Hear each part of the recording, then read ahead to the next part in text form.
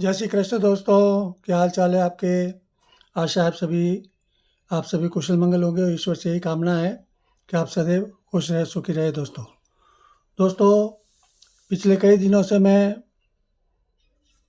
राहु ग्रह के बारे में कुछ विशेष जानकारियाँ शेयर कर रहा हूँ, क्योंकि पिछले 40 वर्षों से जो मेरा ज्योतिष का अनुभव है उसमें मैंने सैकड़ों लोगों को जीवन में राहु से प्रभावित होते हुए देखा है।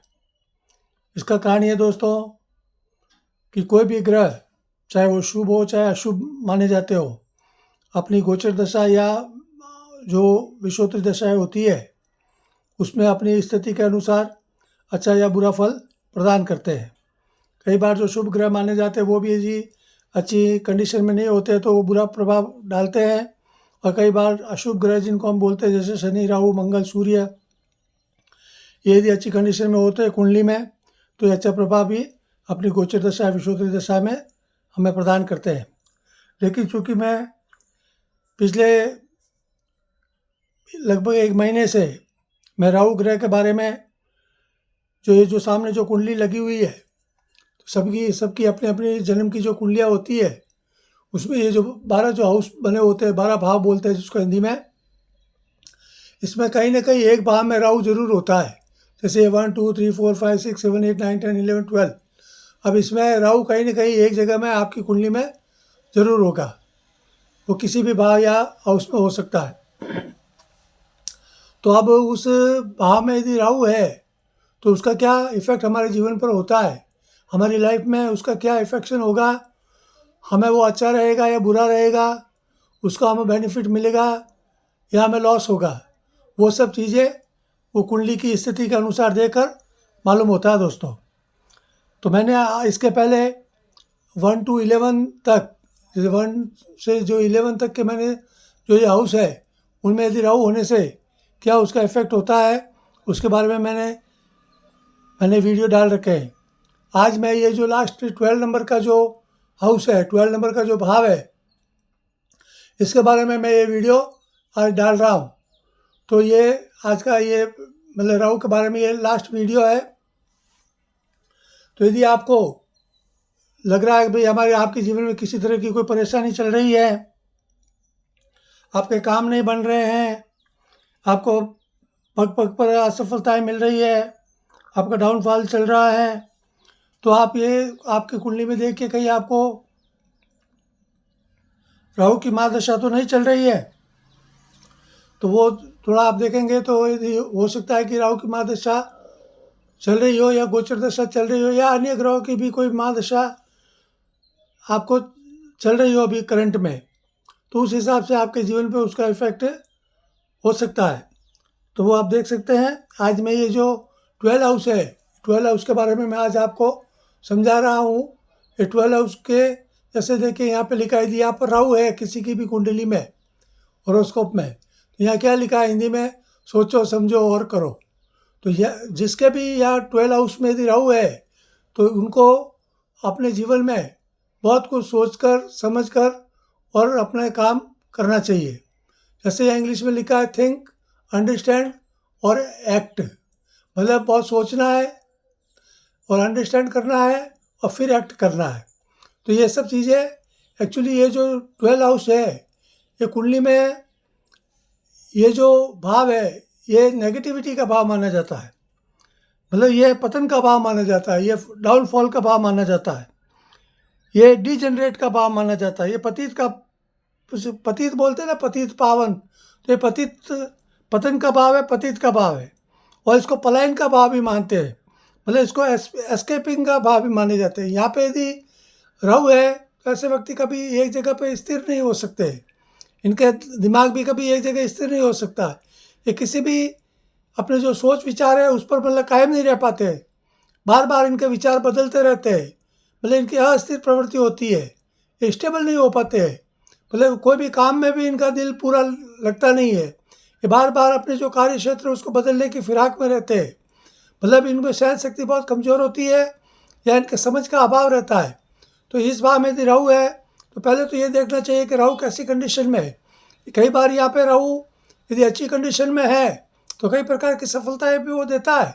लेकिन कई बार राहु यदि अशुभ होने से कई प्रकार की असफलताएं, फेलियर भी हमारे लाइफ में वो लाता है। अब पहले मैं आपको बता देता हूँ कि भाई राहु शुभ कैसे होता है। तो यदि आपकी कुंडली में यदि वो शुभ है तो कुछ लाभ आपको वो दे सकता है। तो वो क्या आपके पहले के लाभ होंगे उसके बारे में मैं आपको थोड़ा बता देता हूँ। जैसे कोई भी ग्रह हो, उसकी शुभता का कारण ये होता है कि वो जहाँ भी बैठा है, या तो उस भाव में जो राशि है, राशि किसको बोलते हैं, जैसे ये जो 1 नंबर है ये मेष राशि है, एरीज है। 2 नंबर है वो वृषभ राशि है, टॉरस है। 3 नंबर है ये जेमिनी है, मिथुन राशि है। 4 नंबर है कैंसर है, कर्क राशि है। 5 नंबर लियो है, ये सिंह राशि है। इस प्रकार सब राशियों के अपने अपने मतलब कि ये जो नंबर होते हैं, उन नंबर का मतलब राशि होता है। तो जैसे मान लीजिए यहाँ पर 12 नंबर लिखा हुआ है, तो 12 नंबर ये गुरु की राशि मानी जाती है। ये पिसेस राशि है, मीन राशि है। तो मीन राशि में राहु का जो भी प्रभाव होता है वो मीडियम होता है। वो न तो मतलब उसका एनिमी है न उसका फ्रेंड है। तो यहाँ पे आपको उसका मिला जुला फल जरूर मिलेगा। तो उसी प्रकार के राहु के जो भी एनिमी जो प्लैनेट्स है, जैसे सूर्य है, चंद्र है, मंगल है, इनके साथ में यदि राहु है यहाँ पर या उनकी राशि में है तो वो थोड़ा आपको बहुत ही केयरफुल आपको रहना चाहिए। उसी प्रकार से यदि यहाँ पर शनि की राशि जैसे 10 नंबर 11 नंबर है, जैसे 12 नंबर है या 9 नंबर है या 3 नंबर है, 6 नंबर है, यदि यहाँ पर है तो आपको उसका मिला जुला फल आपको मिलेगा। आपको सफलताएं भी मिलेगी और यदि लापरवाही रखेंगे तो असफलताएं भी आपको मिल सकती है। तो अभी मैं आपको यदि यहाँ पे शुभ कंडीशन में यदि राहु है तो उसके बारे में मैं आज आपको बता रहा हूँ, और उसका अशुभ प्रभाव भी क्या होते हैं वो भी मैं आपको बताऊंगा। पहले तो शुभ प्रभाव का मतलब ये है कि यदि राहु आपकी कुंडली में 25 डिग्री से लेकर यदि 5 डिग्री तक है तो वो आपका मतलब कि राहु उतना आपका प्रभावशाली नहीं होगा। वो आपके जीवन को ज़्यादा प्रभावित नहीं कर पाएगा, मतलब वो आपको ज़्यादा नुकसान नहीं कर पाएगा।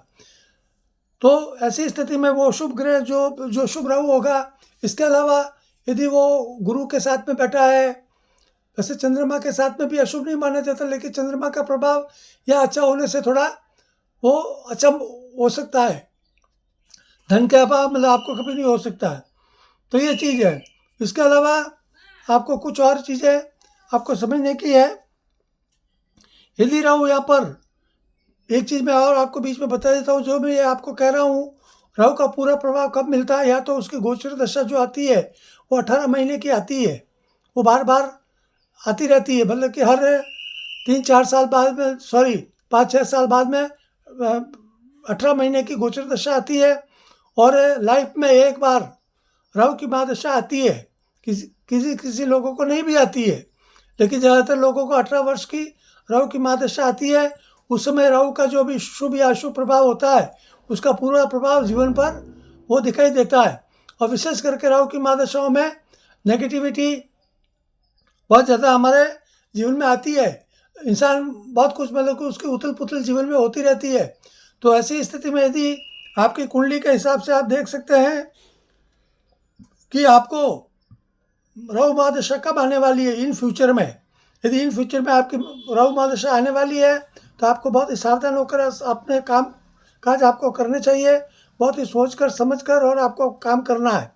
लेकिन यदि आपको राहु की महादशा अभी चल रही है तो भी आपको बहुत कुछ सावधान होकर आपको काम करने हैं। अब रहा यदि शुभ राहु यदि आपको है, अच्छी कंडीशन में है, तो आपको अचानक कई बार आपको अपार धन दे सकता है, आकस्मिक धन, चाहे वो जायदाद के रूप में हो, किसी भी प्रकार की लॉटरी के रूप में हो, या शेयर सट्टे के रूप में आपको कहीं से भी आपको धन मिल सकता है, या आपको प्रमोशन के रूप में भी आपको वो लाभ मिल सकता है। इसके अलावा यदि यहाँ पर शुभ स्थिति में है तो कई बार क्या होता है कि विदेश यात्राओं के योग भी बनते हैं। पैसे जाते कि अपने विदेश में जाकर भी जॉब करते हैं, बहुत ही हाई पोस्टों पर जाते हैं। जैसे कि ये जो इंफॉर्मेशन टेक्नोलॉजी का जो क्षेत्र होता है, चूँकि शनि है राहु है, ये सब क्या होता है कि ये टेक्निकल लाइन में इंसान को आगे बढ़ाते हैं। ये लो तत्व के माने जाते हैं। तो ये लो तत्व के जो ग्रह होते हैं वो तकनीकी क्षेत्रों में, जैसे इंजीनियरिंग का क्षेत्र है, तकनीकी विषय है, या कोई भी ऐसे सरकारी क्षेत्र जैसे रेलवे है वगैरह है, या एविएशन में है, या जो मिलिट्री वगैरह जो क्षेत्र होते हैं, मिलिट्री है, एयरफोर्स है, नेवी है, ऐसे में भी मतलब ये चूँकि ये सब ये विदेश के क्षेत्र माने जाते हैं। और ये मशीनरी जो चीज़ें होती है, तो उन चीज़ों में ऐसे व्यक्ति बहुत ही आगे चलकर अच्छी सफलताएं प्राप्त करते हैं। और विशेष करके विदेश में इनको कोई न कोई जॉब ज़रूर मिलता है और ये घर से दूर रहकर काम करते हैं।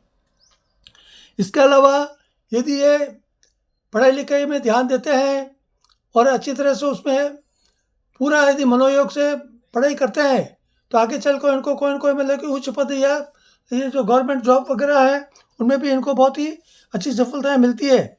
शुभ राहु जैसे ऑनलाइन, आजकल जो ऑनलाइन इनकम होती है, चाहे इन्फ्लुएंसर हो, चाहे और भी सोशल मीडिया के कोई भी कामकाज हो, या जो ये टीवी है, मीडिया है, न्यूज़पेपर्स है, जो पत्रकारिता जिसको बोलते हैं, उसमें भी बहुत अच्छी उनको सफलता मिलती रहती है। चूँकि क्या है कि राहु मतलब कि अस्थिरता जीवन में रखता है, मतलब वो एक जगह टिकने नहीं देता है। जैसे पत्रकारिता का क्षेत्र है या पॉलिटिक्स का क्षेत्र है, ये कभी इंसान अपने घर पे बैठ के नहीं कर सकता है। इनको हमेशा मतलब वो कहते हैं ना कि रगड़ना पड़ता है, तो ये रगड़ पट्टी का जो काम होता है वो राहु करवाता है, मतलब खूब मेहनत करवाता है, तब जाके सफलता देता है। ऐसे लोग गुप्त विद्याओं में भी बहुत ही पारंगत माने जाते हैं। यदि कई बार राहु यदि गुरु के साथ में बैठा होता है तो ऐसे व्यक्ति गुप्त विद्याओं में बहुत पारंगत होते हैं। मतलब कुछ न कुछ ऐसी चीज़ें इनके पास होती है जो किसी और के पास नहीं होती है। इसके अलावा जैसे मैंने पहले बताया कि शुभ राहु हमेशा तकनीकी क्षेत्र में बहुत अच्छी सफलता देता है। इंजीनियरिंग है, एविएशन है, या और भी किसी तरह के जो कि इलेक्ट्रॉनिक्स के जो आइटम है, या फिल्म लाइन में जो एक्स्ट्रा जो जॉब होते हैं फिल्म निर्माण के, तो उसमें भी सफलता दे सकता है। इसके अलावा कोई न कोई प्रकार के मतलब के विषय में, स्किल में, मतलब इनके पास विशेष हुनर होता है। और मैं तो ये सलाह देता हूँ कि यदि जिसके 12वें भाव में राहु है उसको कोई न कोई हुनर यानी स्किल में जरूर पारंगत होना चाहिए।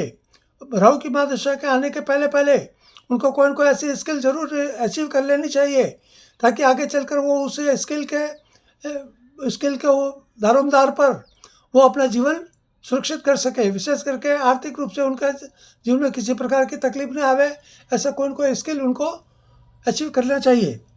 इसके अलावा विशेषज्ञता या किसी प्रकार की विशेषता को हमेशा मतलब कि उनको हासिल करनी जरूर चाहिए। मतलब एक ऐसी चीज़ आपको जरूर प्राप्त करनी चाहिए जो कि मतलब किसी और के पास नहीं हो, उसमें आपकी मास्टरी हो, मतलब आपकी मोनोपोली हो उसमें। तो ये चीज़ आपको ध्यान रखकर यदि आप चलेंगे तो ये आपको कभी राहु की उतनी तकलीफ नहीं होगी। अब ये तो रहा उसके शुभ प्रभाव। अब राहु के अशुभ प्रभाव क्या होते हैं वो भी मैं आपको बता देता हूँ। यदि यहाँ पर राहु है और वो यदि 6 डिग्री से लेकर 24 डिग्री तक का यदि राहु है, तो ऐसा राहु अच्छा नहीं माना जाता है। और ऐसा राहु व्यक्ति को क्या होता है, एक तो आलसी बनाता है और उसमें नेगेटिविटी लाता है। वो नहीं तो सोच पाता है, वो आलसी प्रकार के होते हैं, वो लेजी होते हैं, उनके मतलब कि काम करने की इच्छा बहुत कम होती है, वो आलसी प्रवृत्ति के होते हैं, और खर्च भी बहुत होता है, वो मतलब एक्सपेंसिव मतलब उनकी मनोदशा होती है, मतलब खर्चालू प्रवृत्ति के होते हैं। बोलते हैं कि आमदनी अटनी और खर्चा रुपया वाली जो स्थिति होती है, वो यदि यहाँ पे अशुभ राहु है तो ऐसी स्थिति में ऐसे लोगों की आदतें होती है। कई बार क्या होता है कि यदि बस जैसे कि अपने माँ बाप के पास यदि खूब सारा धन है, तो ऐसे व्यक्ति यदि यहाँ पर राहु है तो वो अपने माँ बाप का जो धन होता है उसको भी उड़ाने में वो सोच नहीं करता है। मतलब उसकी कोई फिक्र नहीं होती है कि मैं अपने माँ बाप का कमाया हुआ धन जो उड़ा रहा हूँ, मुझे उसमें उड़ाना नहीं चाहिए। तो ऐसे व्यक्ति मतलब कि किसी न किसी प्रकार के दुर्व्यसनों में रहते हैं। उनमें ड्रग्स है, शराबखोरी है, मांसखोरी है, विशेष करके सेक्सुअल जो रिलेशंस होते हैं वो मल्टीपल सेक्सुअल रिलेशन उनके मतलब के होते हैं। वो लड़कियों के पीछे, औरतों के पीछे मतलब वो बर्बाद होने की प्रवृत्ति तक वो लगे रहते हैं। ये सब चीज़ें ध्यान रखने की होती है। और ऐसे व्यक्ति यदि मान लो कोई बिजनेस करने की कोशिश भी करते हैं, जैसे शेयर मार्केट में है, उन्होंने पैसा डाल दिया तो वो पैसा उनका डूब भी सकता है।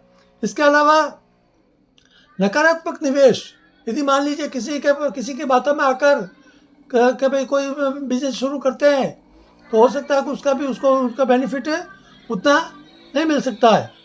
और कई बार क्या होता है कि फालतू निवेश या किसी भी चीज़ को पूरा नहीं समझकर यदि आप कोई काम करने जाएंगे तो उसमें भी आपको नुकसान हो सकता है। इसलिए आपको हमेशा कोई भी काम करने से पहले, कहीं भी निवेश करने से पहले, इन्वेस्टमेंट करने से पहले बहुत ही सोच समझकर और पूरा उसका प्लस माइनस देखकर फिर आपको उसका काम या आपको उसका इन्वेस्टमेंट करना चाहिए। ये खास आपको ध्यान रखना है। और इसके अलावा यदि आपका पैसा या आपके मम्मी पापा का जो भी पैसा है, आपको किसी को भी उधार लेन देन से बहुत बचना चाहिए। यदि आपने किसी की बातों में आकर, क्योंकि राहु क्या होता है कि जो 12वें भाव में जो राहु होता है वो उस जातक को थोड़ी मूर्खता देता है, मतलब मैडनेस होती है उसमें, वो किसी भी चीज़ को बहुत ही गहराई से सोच नहीं पाता है। तो ऐसी स्थिति में क्या होता है कि उसके पास जो पैसा वैसा होता है वो सही तरीके से उसका निवेश नहीं कर पाता है, मतलब उसका सदुपयोग नहीं कर पाता, वो दुरुपयोग कर देता है। इसलिए उसमें बहुत ध्यान रखने की चीज़ है। मतलब किसी को भी आपका पैसा यदि आपकी सेविंग्स है वो आपको बचा कर रखनी है, किसी को भी उधार नहीं देनी है। इसके अलावा यदि आपको धन का अभाव है, लेकिन आप कोई काम करने के लिए यदि आप लोन ले रहे हैं, चाहे बैंक से लो, प्राइवेट पार्टी से लो, कहीं से भी लो, तो उसको भी आपको बहुत सोच समझ कर आपको लेना है। क्योंकि पहले तो आपको जिस काम के लिए आप कर रहे हैं, ले रहे हैं, तो उसको आपको समझना है कि वो उसको बेनिफिट आपको मिलेगा या नहीं मिलेगा। वो पैसे का आप मतलब कि पॉजिटिविटी के रूप में यदि आप उसको लेकर कोई काम करेंगे तो आपको बेनिफिट मिलेगा। लेकिन खाली पैसा मिल रहा है इसलिए यदि आप लेकर कहीं भी आप इन्वेस्टमेंट करने या कुछ करने जाएंगे और यदि आपके पास अनुभव नहीं है उस काम को करने का, तो आपका ऐसे रूप में आपको निश्चित रूप से आपका डाउनफॉल ज़रूर होगा। दोस्तों, ये सब चीज़ें आपको सोचने की है। फालतू खर्च के जाल से आपको बिल्कुल मतलब फंसना नहीं चाहिए। इसके अलावा जैसे मैंने पहले बात, विकारों से आपको दूर रहना है, किसी भी प्रकार के एडिक्शन से आपको दूर रहना है। बुरी आदतों से आप जितना बचकर रहेंगे उतना आपको अच्छा रहेगा। क्योंकि राहु यदि 12वें भाव में है तो ये जो भाव है ये खर्च का भाव माना जाता है, ये व्यय का भाव माना जाता है, ये पलायन का भाव माना जाता है। मतलब इंसान में नकारात्मकता कूट कर भरी होती है। मतलब हमेशा इंसान नेगेटिव सोच रखता है, किसी भी काम में पॉजिटिव वो सोच ही नहीं पाता है। तो इसलिए आपको इन चीज़ों से बचना है। इसके अलावा आपको ये जो दुराचरण के जो कार्य होते हैं, जैसे कि बहुत सारी स्त्रियों के साथ आपको मतलब कि बचना चाहिए। ऐसे लोगों में क्या होता है कि उनकी जो सेक्सुअल जो पावर होती है वो बहुत ज़्यादा होती है। हर समय उनके दिमाग में स्त्रियाँ घूमती रहती है, स्त्रियाँ केवल उनके लिए भोग की वस्तु होती है। वैसे लोग हमेशा किसी एक स्त्री से संतुष्ट नहीं हो पाते, इसलिए ये वेश्यागमन तक भी पहुँच जाते थे। इनको कोई स्त्रियाँ नहीं मिले तो ये वेश्यागमन तक भी उसमें लगे रहते हैं। तो इन चीज़ों से आपको बचना चाहिए। और दूसरा, कलह और कलेश से, घर परिवार में भी आपको कलेश से दूर रहना चाहिए। घर परिवार के लोगों के साथ आपका व्यवहार अच्छा होना चाहिए, विशेष करके माता पिता के साथ आपका व्यवहार बहुत ही आदरपूर्वक होना चाहिए। और स्वास्थ्य पे आपको पूरा अपना ध्यान रखना चाहिए। क्या है कि कई बार गलत आदतों के कारण व्यक्ति, विशेष करके ये देखा गया है कि जिसके 12वें भाव में राहु होती है वो शराबखोरी बहुत करते हैं। और शराबखोरी इतनी करते हैं कि कई बार उनकी आदत छूट नहीं पाती है, उनके लीवर डैमेज हो जाते हैं और फिर धीरे धीरे उनकी बॉडी पे उसका बहुत असर होता है। तो ऐसे लोगों को विशेष करके ये जो ड्रग्स के या जो वाइन्स के जो भी आदतें हैं उनसे आपको दूर रहना बहुत ज़रूरी है दोस्तों। इसके अलावा आपकी ज़िंदगी में अत्यधिक मतलब कि टेंशन ज़रूर हो सकता है, इसलिए आपको कोई ऐसा काम नहीं करना है जिससे चलकर आपको आगे चल के आपको टेंशन में जीना पड़े। और ऐसे कोई भी काम न करें जिससे आगे चल के कोर्ट कचहरी या ये जो पुलिस है वगैरह इनके जाल में आपको फंसना नहीं है। ये सब चीज़ें ध्यान रखें। कानूनी कार्रवाई से आपको हमेशा बचना चाहिए, कोर्ट कचहरियों के चक्कर से आपको बचना चाहिए। अपने माइंड को आपको हमेशा शांत रखकर काम करना चाहिए। ज़बान को हमेशा अपने काबू में रखकर काम करना चाहिए, तब जाके आपकी ज़िंदगी में कुछ आप पॉजिटिविटी ला सकते हैं। वरना यदि आप इन चीज़ों को ध्यान में नहीं रखेंगे तो आपके लिए बहुत ही लाइफ में मुश्किलें पैदा हो सकती है, जो कि आपकी ज़िंदगी के लिए ठीक नहीं रहेगा दोस्तों। तो ये मेरा कहने का तात्पर्य है कि यदि राहु या 12वें भाव में है तो वो आपके कैसा है, शुभ है, अशुभ है, वो गुड है, बैड है, वो आप देख सकते हैं।